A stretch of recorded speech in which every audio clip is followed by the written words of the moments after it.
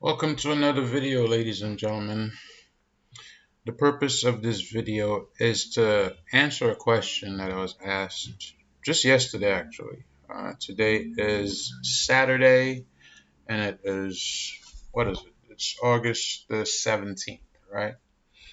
So I was asked this question just yesterday, Friday, and I don't feel like I did a complete job of answering it. I gave the short version of the answer, basically, because I was out in public.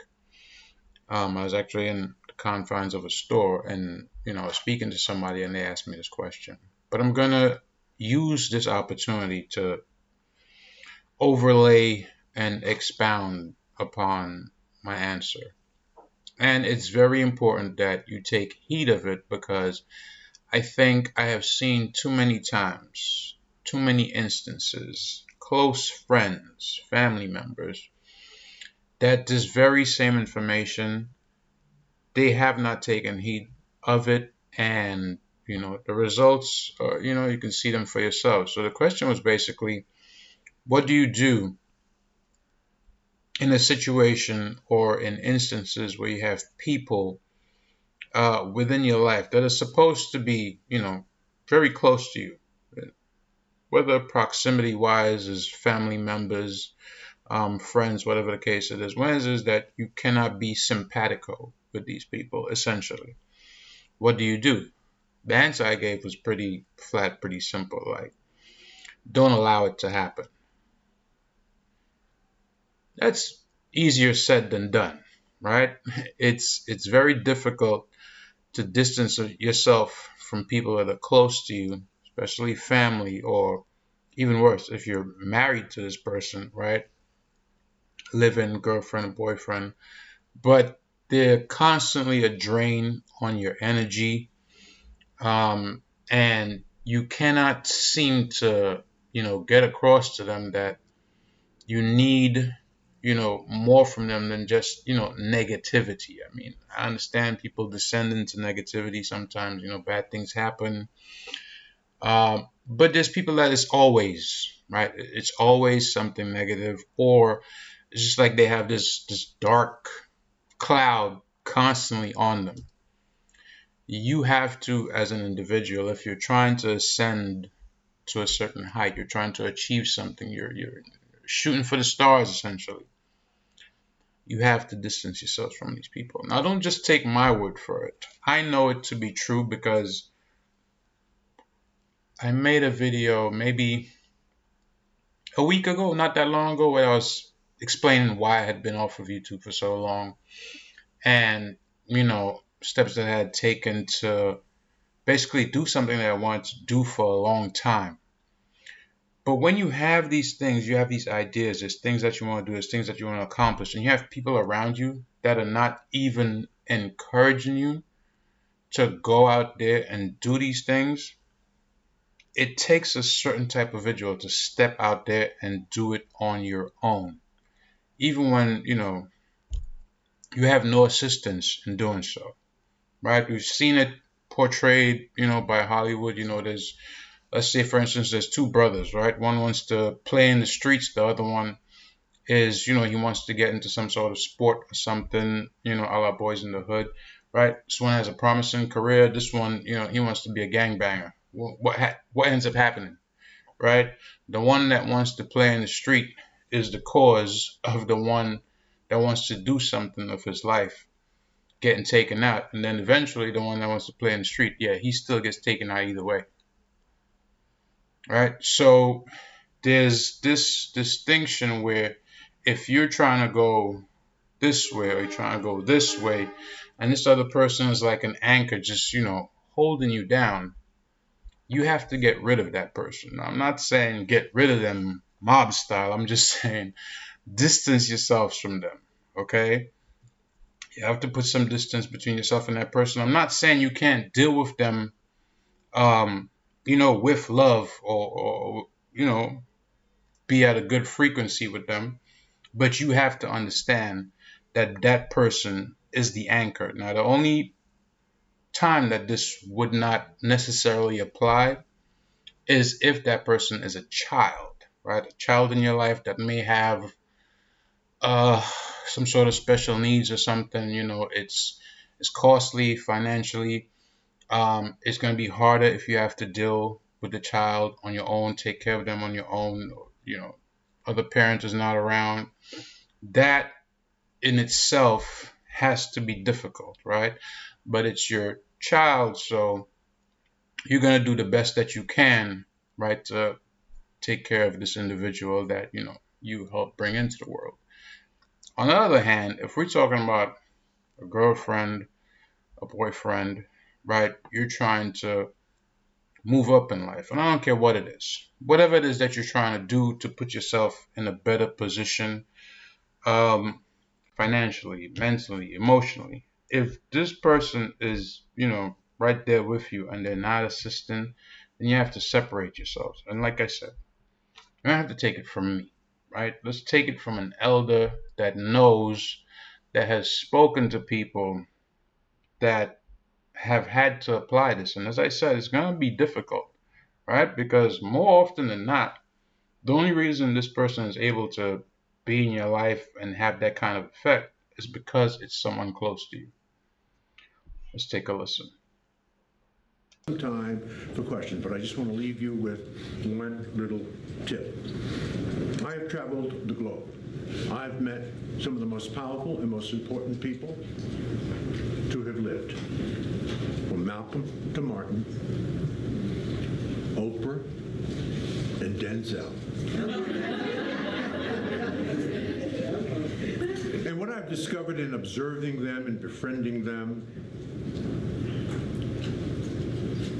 they have one very, very simple little secret that they are able to act on that less than successful people are simply not able to do. What is that secret? They have the ability to remove toxic people and bloodsuckers from their life. People who drain you of your time, your energy, and your patience.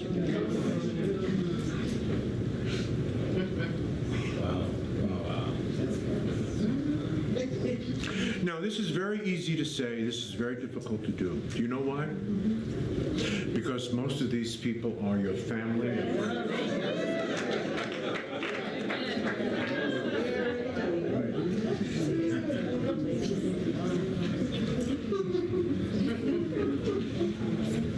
Strangling is not an option. This is why I believe that friends are critically important, because it's God's way of apologizing for your life. You can pick your friends, but you can't pick your elders. There's an old saying, if you love something, set it free. If it comes back, it will always be yours. If it doesn't come back, it was never yours to begin with. But there's a big but on that, brothers and sisters. If it sits in your living room, messes up all your stuff, eats all your food, uses your cell phone, takes your money, and doesn't appear to realize that you have set it free, you've either married it or you gave birth to it.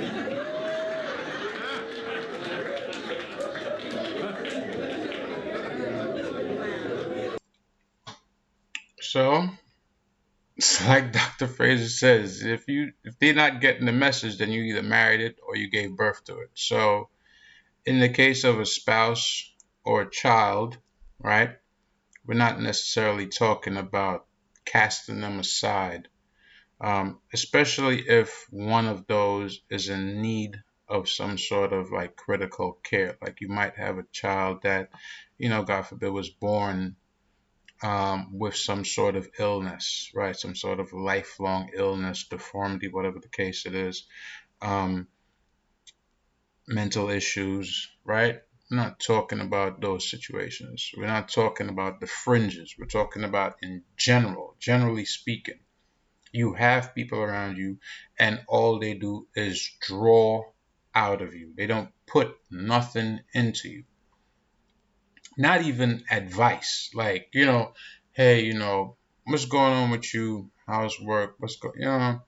Maybe tell them about your day, right? Or if you're trying to do something, be of assistance in some way, or just, not get in the way. right? Not get in the way of you trying to accomplish something great, and always a source of, oh, you need to do more of this. And then when these very people get into a situation, they get into a jam, the first person they're looking for to get them out of that jam is you, right? Have you ever been in a spot where, right, people always have their hand out to you?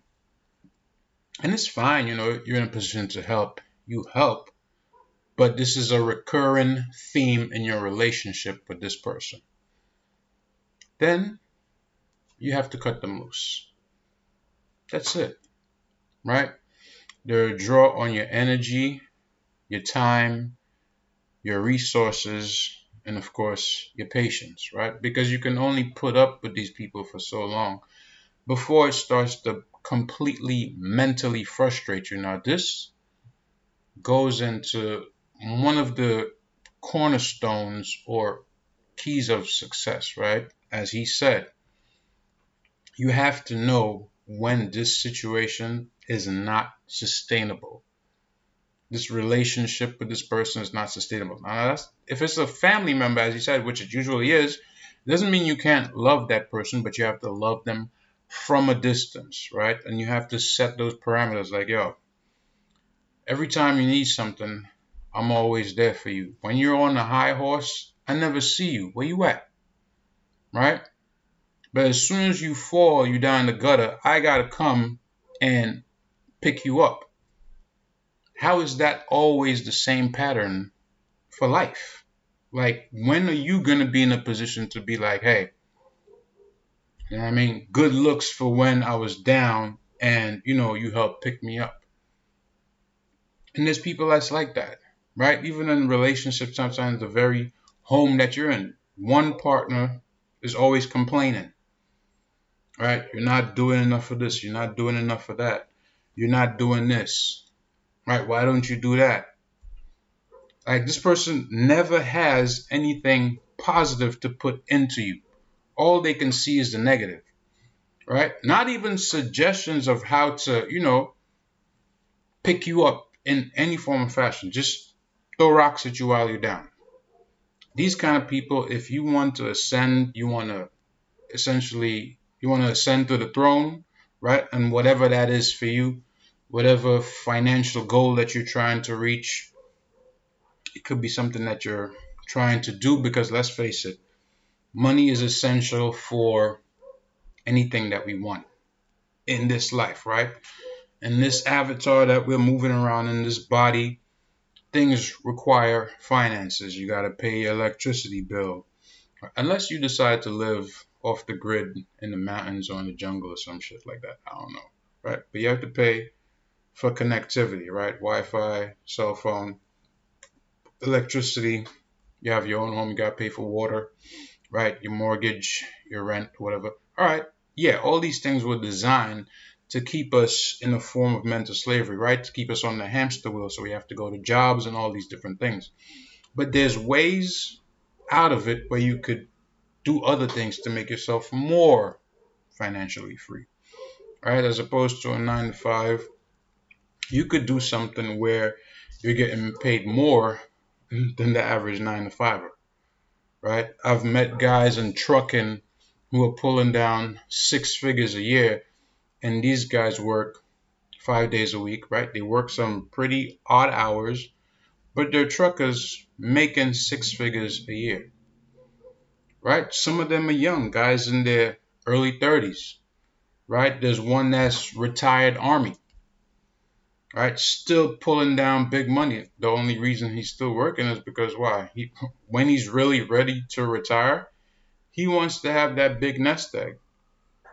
But best believe this man is able to go on vacations with his wife. All his children are grown, right? All his children are grown out of the house. He's retired Army, so he has that pension, but he's still working full time as a trucker. Still driving, coming from PA to New York, back sometimes to Boston. All right, so you don't have to be sitting down in somebody's office, boss's orders and all. You could be doing different things. There's people that work in construction, they operate machines, they make good money, right? People who write for a living, you have a vivid imagination, put something down on paper, right? Put down your ideas, save it on your flash drive or whatever. Go back to it. Maybe you might have what it takes to be a good writer. You might be the next J.K. Rowling or whatever. But with people that are always taken out of you and you always just giving, like, right? There's only so much you can give without people putting back into you. Now, of course, you could put back into yourself on your own. And that's what I'd say 98% of people are unable to do, right? They don't take the time to take some time to themselves, quietly meditate for about 30 minutes, try to focus on their goals, what they're trying to do, where they're trying to go in life, right? Because let's face it, you could get all the, the stuff, right? The things, the nice car, the house, the money, and still not be happy. All right, so you want to focus on yourself, being happy with who you are, how you are, your skin color, whatever, right? All the afflictions of life that are placed on you, you have to be able to take time to center yourself and say, you know what? Thankful for life, grateful for life, grateful for all the blessings, but I'm going to multiply those. You know what I mean? Now, whether it's for yourself, for your family, your loved ones, you trying to take people along with you on this journey, but you have to move up and then take people with you. Those that want to, of course, right? Because sometimes you might ascend to the throne and there are people that still want to be jesters in the court, right? But if you're sitting on that throne, then you're in a position to help others. So at the end of the day, the message is don't let anybody stop your ascent, right? Don't let them stop you while you're trying to elevate. Elevate first and then see who deserves to get a helping hand. I hope you enjoyed the video. Of course, I'm out and I'll see you in the next one. Peace.